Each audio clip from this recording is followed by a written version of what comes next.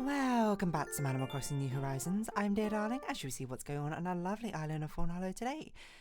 Much later episode than usual, and so late, in fact, that we've missed the day that we're normally on. But yeah. I mean, we had a D&D session. It's been quite a packed week, I would say. You know, Monday D&D, Wednesday D&D, Friday D&D, Tuesday and Thursday, both busy days. Tomorrow is also going to be busy, so I'm sort of debating in my mind right now whether I should be recording a pre-recorded episode or if I just should record the next episode pretty early in the morning. Good evening, everyone. I'm here with a late night broadcast. Hope I can make it through this. Right now in Fawnhallow, it's 12:35 a.m. on what should be Friday, May the 23rd, 2025. I think probably what will happen is I'll probably just wake up and record super early. I think that makes the most sense. I'm not sure. Because, I mean, like, I've been pretty busy this entire day. So, you know, I haven't really had a chance to, you know, like, sit down and, like, relax and play a game. I know Animal Crossing is playing a game, but, you know, I don't know. Would it be easier? The thing is, with Happy in Paradise is then I gotta go hunt what the last Happy in Paradise is. I gotta make sure all the... I don't know. I'm just being lazy. Honestly, it probably would just be easier for me to wake up early and just do it instead. But yeah, I mean, what should I talk about? I mean, I can talk about D&D. I actually thought today that this is definitely has been a standout session today, and I think it's so good that it might actually have a knock-on effect of the next session also being really good. But yes, it was a super exciting session for me because this one has been a sort of like, and I'm not gonna say it's necessarily a long time planning, but it's definitely something that I've been thinking about a lot. Because both groups are in the point where, like, the BBEG of each campaign is becoming much clearer and is now having more of a tangible effect. Because, of course, when you're, like, lower level... what the heck was that? When you're a lower level, you... Obviously, the Big Bag Eagle guy is not going to be so interested in you. The B-Bag, as no one calls it, but I will start saying. The B-Bag's not going to be interested in you. You are essentially just a fly to them because the B-Bag needs to be pretty strong, right? In my case, the B-Bag is strong. In both campaigns, they are pretty strong. So now it's sort of like having a bit of... Now that they're getting close to level 10, there's like getting into tier 3 play. Or getting like over halfway through tier 2 play, it's like when the B-Bag is starting to have more of effect. They got introduced to the B-Bag like at the end of tier 1, start of tier 2, but the direct impacts are not so clear because, you know, they're not strong enough to even remotely try and contest the B-Bag at the moment. But now we're starting to get to it. So, like last session, for the other campaign, they got reintroduced to their B-Bag again, you know, seeing more of the effects that they're having. And this session, they are having their first, like, it's a bit different, I guess, the structure, and I don't want to give too much away, but, I mean, the players already know, but the one campaign has a much more prominent, like, this is the figurehead of a B-Bag. The other campaign has a more sort of a distributed type, where it's more like a alliance, which is a B-Bag, if that makes sense. And they met the first person of the alliance, it's essentially a demonic alliance, in person. So yeah, they do know a lot about them, so it's not like all too scary. Like it's not me, like, I'm not scared to like spoil it or anything. But they do know that this is the B-Bag, and they do now know that the thing that is happening is one of the demons of this alliance. And yeah, this is like it's been like, because I've spent a lot of time thinking about these demons. I'm not going to give away all the things and tricks about these demons, about like what can make them interesting or what can make them feel like, yes, you're stepping into like a villain's territory. Now, I'm not sure if I landed it so much with the other campaign, with the lead up to it, mainly because it didn't quite go exactly how I envisioned, and I honestly think my improvisation and more like a judgment of like, this is what they would do in that situation, was like, okay, it just kind of felt like a less epic moment. But I think that's okay as well, because I think the vibe is a bit different, to be honest. It's more like residual effects of what has happened is kind of like what makes that B-Bag scary. But this one was very much like they know they're doing stuff, but it's been a lot more ambiguous. This was a real time to, I think, flex. Hey, this is someone who's obviously very sinister, very scary. So, yeah, I'll talk about it a little bit. And I'll try my best not to spoil things, but this is definitely as much as my players know, is that they have met one of the demons, one of the greater demons of this like alliance, called the Demon of Obsession. Now, as a peek behind the DM curtain, this demon was like all the demons in this alliance all are based off of, like, it's kind of like a sin, like a 7 deadly sin type, but not like a sin. It's more like a vice, I think is probably the better way to put it. Like something which humans would fall into in a sense, in a negative way, but doesn't have to necessarily be negative. It's just more like a neutral thing. It's just more like of a overabundance of it. And this one is of obsession. So this demon was kind of very much inspired by the Critical Role character. I can't remember her name. She's like a hag of some kind. Critical Role hag. Is Shirani? Is that it? It's a one who Jester. Yes, Ishani. There you go.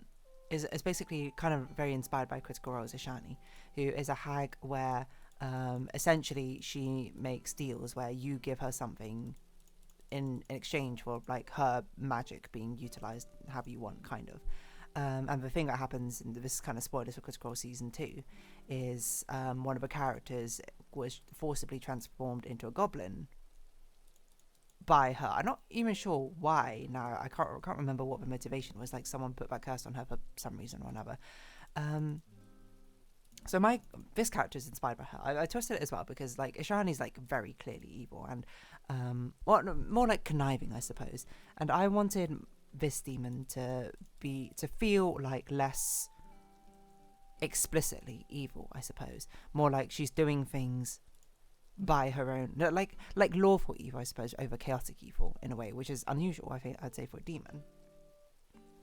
But I think it's a good introduction as well. Because obviously these demons being an alliance of B-Begs is kind of like, well, if they ever meet any of them too early, then it's going to be like, oh, they're just going to die, right? Because there's like, you had to be like level 16 to have standard chance against the B-Beg. But I'm like, well, I don't want to then introduce like 8 of them like within levels 16 to 20. You know, it makes more sense that you can start seeing some of them now. So this one, her impact is a lot more less through like literal just going around murdering people, but much more about the things that she sort of not pressures people into, but takes advantage of.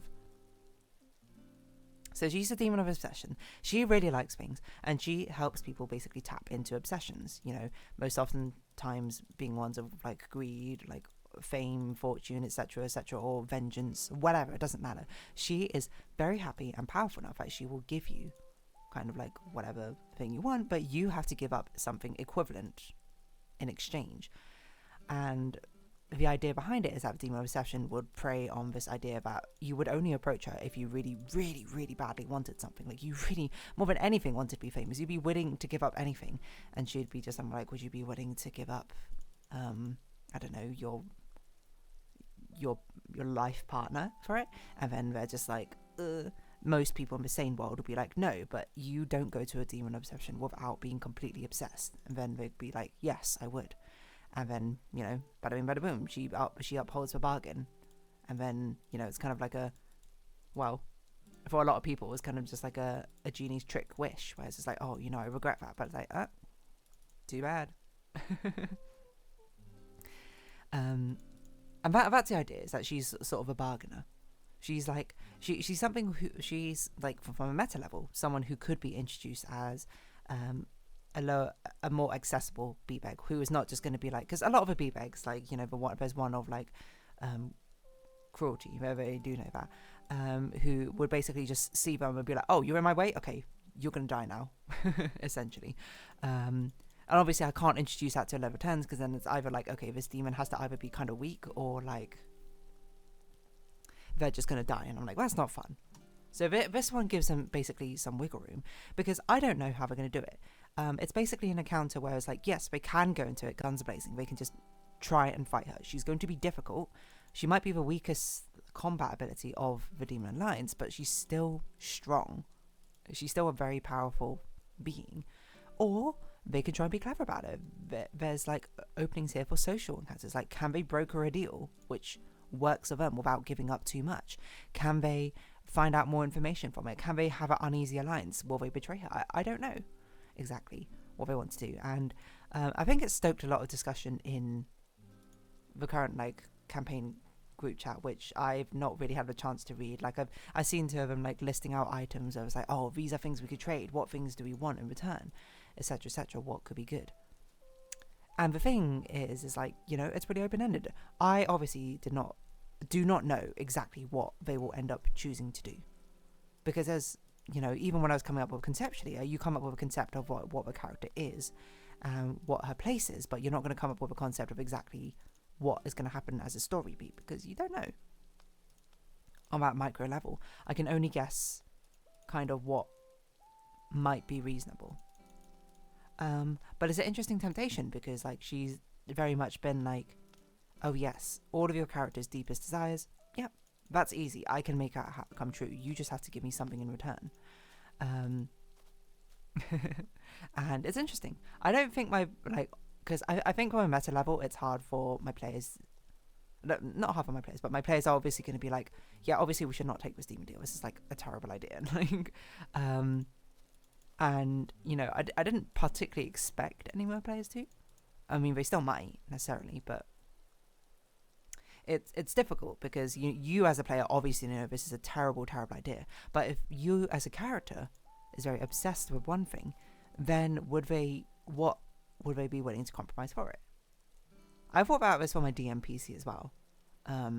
Like, would she go in and make a deal? I think there is a timeline where she would have, but I don't think it's this timeline. I think. At least not like this. I think she would. I think stuff would have to happen or something for it to be a possibility. Because the problem is, if a DMPC does it, and you know the players didn't want that to happen, that's gonna cause a big rift. I'm basically killing off a DMPC, right? It's an almost untenable situation. But I'm basically handing it over to the players now, being like, okay, this is an encounter. It's not even necessarily a combat encounter. It can be if you want. It's not necessarily a social encounter, but it can be if you want. It's not necessarily some sort of grand scheme intellectual encounter, but it can be if you want. You tell me how you're going to approach it. What are you going to do? And I'm very, very excited to see what they come up with as an idea. Because obviously anything they do will have consequences. Whether the consequences matter or not is kind of up to them. But yeah. Anyway. I don't know what else to say about it, except for, yeah, this character was inspired by Critical Role, but, you know, I was putting my own twist on it as well. Because I don't know if you actually see that character in Critical Role ever again after that moment. But I really like the idea of this. I like the idea of, like, a character basically being like, okay, you know, you have something I want, you have something you want, I have something I want. This can work out beneficially for the both of us. But it's not so much that on its own, like, isn't what ends up making them evil. It's more their facilitation of exploiting, I suppose, people in vulnerable positions, or understanding that, oh yeah, people who are approaching her for these things are not exactly going to be taking or thinking through the deals that they're making, which is all the more to her benefit. But it's sort of like, I guess I kind of wanted a more of a lawful evil kind of character. I'm not sure if I quite put her as lawful. She probably is lawful, I suppose, because there's going to be a lot of very chaotic evil characters, because I think that's easier to portray the evilness of. But lawful evil is almost like a weird unnerving sort of evilness, right? Anyway, I thought about it a lot, and you know, at some point I decided, yeah, like, this should be one of the first demons I encounter, like, properly.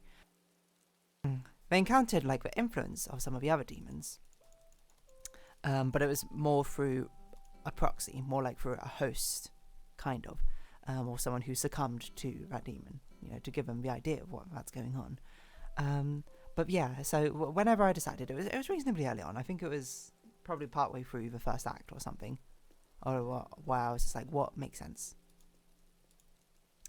It might have been earlier than that. I can't really remember. Anyway, but the character idea was very solidified, but then I started thinking, like, what should the encounter look like? And the idea I had was basically, well, she feeds off obsession. She is going to basically do anything to tempt you, to lure you in with your obsession. So Yeah, they had this. It was a bit of a change up from what it usually is, where I'm like trying to tap into something. I'm like, I want to try and do something spooky, like scary, even. Like I did a little bit of it with the other campaign, where I did like some sort of like body horror, I guess, or like surprise, like, oh, this creature's just a bit weird. Oh, turns out this creature shapeshifted into a horrible monster, kind of. And I wanted to do something a bit more unsettling as well. So I'm like, it feels like it just fits this moment in the campaign.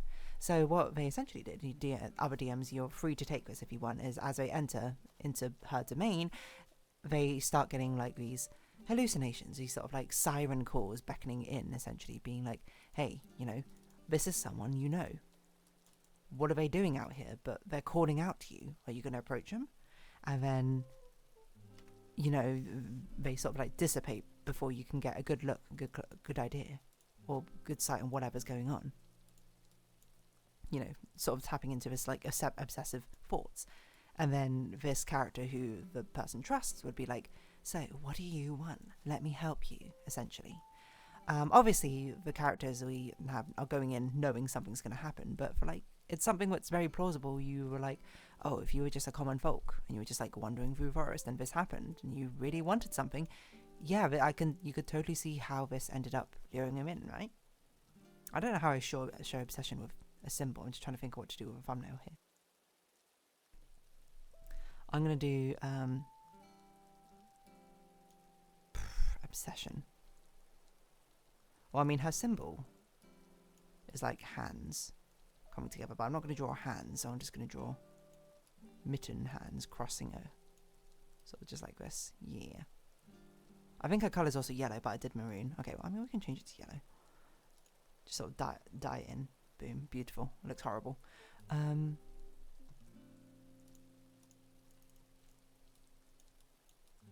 You want? I want. It makes no sense. Sorry, I was just doing a thumbnail art. Yeah, and then like as they like investigate, like the hallucination kind of like disappears, and then as they sort of retreat and reconvene, they hear just sort of behind them basically the character's voice about hallucination being like, what do you want? Let me help you. And it repeated. I did it for each one of them because I was like, I'm curious how they would act. I did think through the order as well. Like I chose the one at the beginning who I was just like, you know, this may be the most plausible of being here, but still should be kind of weird.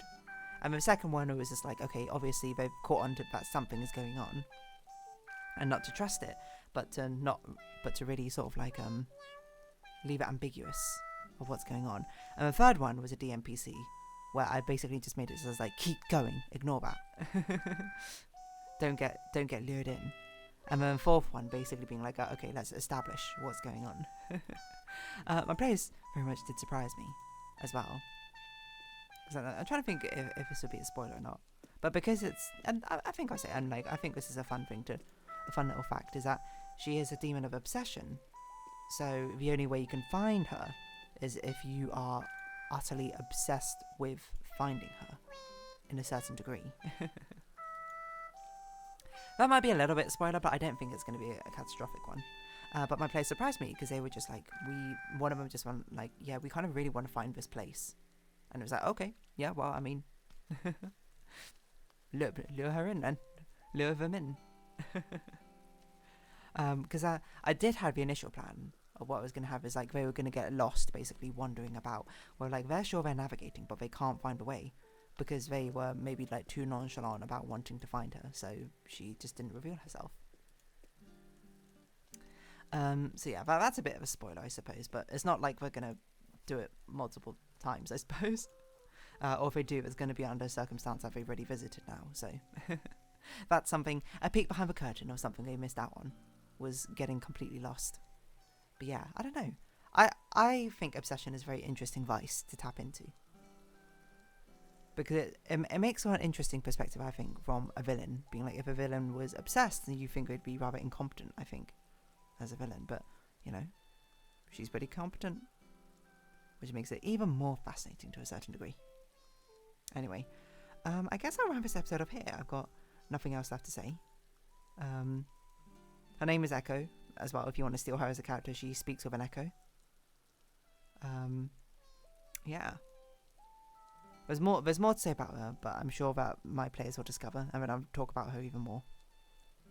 But for now, if you have been watching, thank you very much. It's been Animal Crossing New Horizons. I've been Dear Darling. Likes, comments, subscription, shares, greatly appreciated. Socials, Discord down below. Hope to see each other again, but for now, it's our farewells. Until next time. Bye-bye for now.